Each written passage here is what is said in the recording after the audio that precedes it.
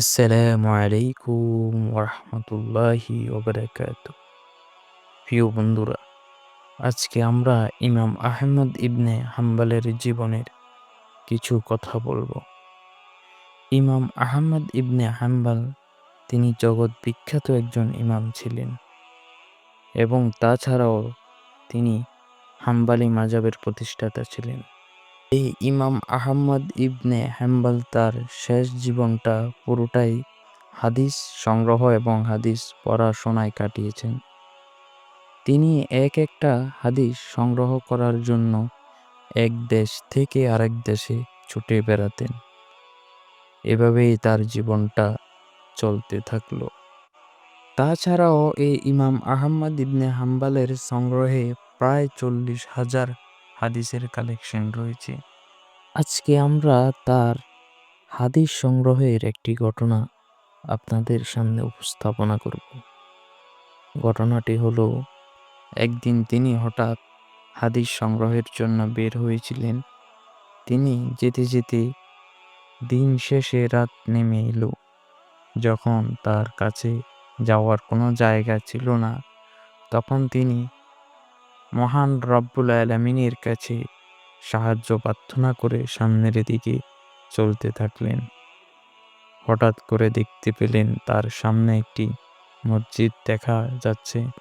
তখন তিনি সিদ্ধান্ত নিলেন আজকের রাতটা এই মসজিদে কাটিয়ে দিবেন।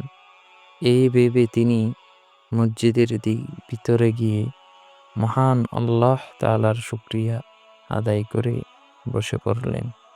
কিছু সময় যাওয়ার পরে এই মসজিদের একজন দারোয়ান এসে সালাম দিয়ে বললেন, হে বৃদ্ধ, আপনাকে অনেকক্ষণ ধরে দেখছি এখানে বসে আছেন। আগে কখনো এখানে আপনাকে দেখিনি। তখন এই দারোয়ান বলল, আপনি কোথায় থেকে এসেছেন এবং কোথায় যাবেন? মূলত আহমদ ইবনে হাম্বলকে এই দারোয়ান চিনে নাই, তাই তাকে সন্দেহের বশতে জিজ্ঞাসাবাদ করছে। তখন তিনি তার উত্তরে বললেন, আমি সফরে বের হয়েছি, আমার যাওয়ার কোনো জায়গা নাই, আমি আজকের রাতটা এই মসজিদে কাটাতে চাই। তখন দারোয়ান বলল, মসজিদে কোনো থাকার জায়গা নয়, বরং আপনি অন্য কোথাও যান। দারোয়ানের মুখে এই কথা শুনে তখন তিনি মসজিদ থেকে বের হয়ে আবার হাঁটতে শুরু করলেন। চলতে চলতে তিনি চিন্তা করে প্রচণ্ড শীতের রাতে তিনি কোথায় যাবেন। তখন তিনি আল্লাহর উপর তাওয়াক্কুল করে চলতে শুরু করলেন। কিছু দূর যাওয়ার পরে তিনি একটি বাজারের দেখা পেলেন আর লক্ষ্য করে দেখলেন বাজারে একজন রুটিওয়ালা রুটি তৈরি করছে। তখন তিনি এই রুটিওয়ালার কাছে গিয়ে বললেন, আসসালামু আলাইকুম রহমতুল্লাহি ওবারাকাতু। তার উত্তরে ওই রুটিওয়ালা সালামের জবাব দিলেন। তখন তিনি বললেন, হে যুবক, আমার যাওয়ার কোনো জায়গা নেই, আমি সফরে বের হয়েছি। আজকের রাতটা তোমার এই রুটির চুলার কাছে যদি আমি কাটিয়ে দিই, তোমার কোনো সমস্যা আছে? তার উত্তরে যুবক বলল, আরে না, আপনি এখানে বসলে আমার কোনো সমস্যা নেই। তখন তিনি একথা শুনে মহান রব্বুল আলামিনের শুকরিয়া আদায় করে বসে পড়লেন।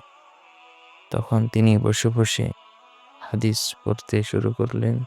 হঠাৎ করে তিনি খেয়াল করলেন এই যুবক রুটি তৈরি করছে আর পড়ছে আস্তাগফিরুল্লাহ।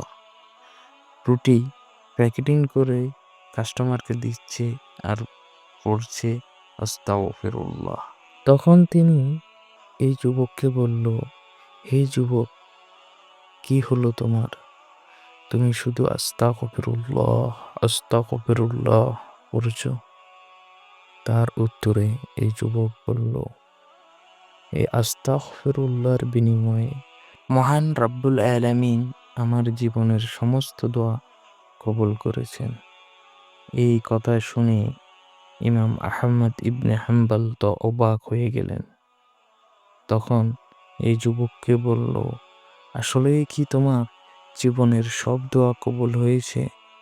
তখন এই যুবক বলল, হ্যাঁ, আমার জীবনের সকল দোয়া কবুল করেছেন মহান রব্বুল আলামিন, তবে একটি দোয়া ছাড়া। তখন ইমাম আহমদ ইবনে হাম্বল এই যুবককে বলল, কি দোয়া তোমার এখনো কবুল হয় নাই, আমাকে কি বলবে? তখন যুবক বলল, আমার যেই দোয়াটা কবুল হয় নাই সেটা হলো, আমি আল্লাহর কাছে অনেকবার বলেছি যে এই জামানার মুহাদ্দিস নাকি আহমদ ইবনে হাম্বল। আল্লাহ, আমি যেন এই আহমদ ইবনে হাম্বলকে দেখে মরতে পারি। আমি অনেকবার এই দোয়া আল্লাহর কাছে বলেছি, কিন্তু জানি না কেন আল্লাহ আমার এই দোয়াটা এখনো পর্যন্ত কবুল করে নাই।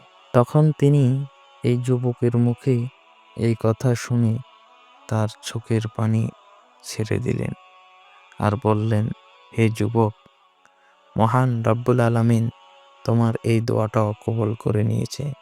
আহমদ ইবনে হাম্বলের দেখা পাওয়ার জন্য তোমাকে তার দরবারে যেতে হবে না, তিনিই তোমার দরবারে ছুটে এসেছেন। আমি আহমদ ইবনে হাম্বল, আমি হচ্ছি এই জামানার মুহাদ্দিস। তখন এই যুবক তার মুখে এই কথা শুনে যুবক কেঁদে দিলেন আর সাথে সাথে তাকে জড়িয়ে ধরলেন, ধরে তার কপালে একটা চুমুও দিলেন। তখন এই গল্পটিও এখানে শেষ হয়ে যায়। আর প্রিয় বন্ধুরা, এই গল্পটা বলার উদ্দেশ্য হলো, জীবনে যদি আপনি সফলতা অর্জন করতে চান তাহলে মহান রব্বুল আলামিনের নির্দেশনা মেনে চলতে হবে।